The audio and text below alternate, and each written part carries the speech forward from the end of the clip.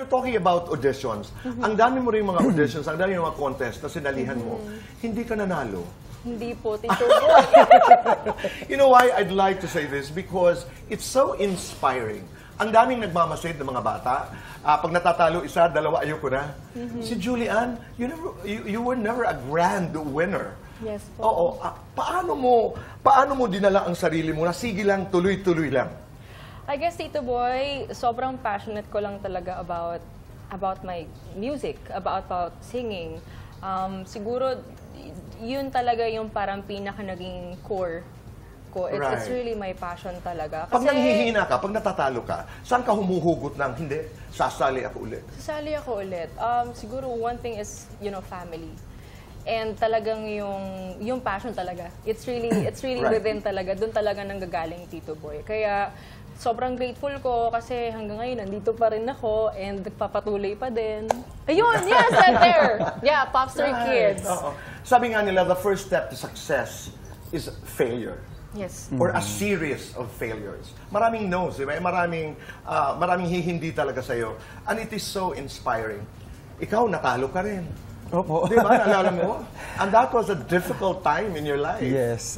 Kasama kita noon, Tito Boy. Pero, lingid sa kaalaman po ng iba, marami rin po ako mga auditions na sinalihan. Na hinindian ka rin. Opo. At isa sa mga unang auditions ko was here in GMA. Yan po yung hindi alam ng mga tao. Talaga? Opo. Anong nangyari? Baka nandito yung tumanggi. Naalala ko pa yung pangalan, pero hindi ko nasasabihin. Anong ginawa mo? Kumanta? Kumanta, umacting. Okay. Sa first call, tinawagan nila ako. Okay. Pero nung mga sumunod na, hindi na po. Okay lang.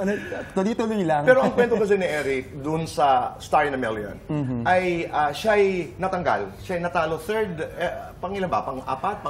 Pangatlong linggo po. Pangatlong linggo, di ba? Natalo, and then talagang parang tinamaan ka doon. It was hard. I mean, it was a hard time for him.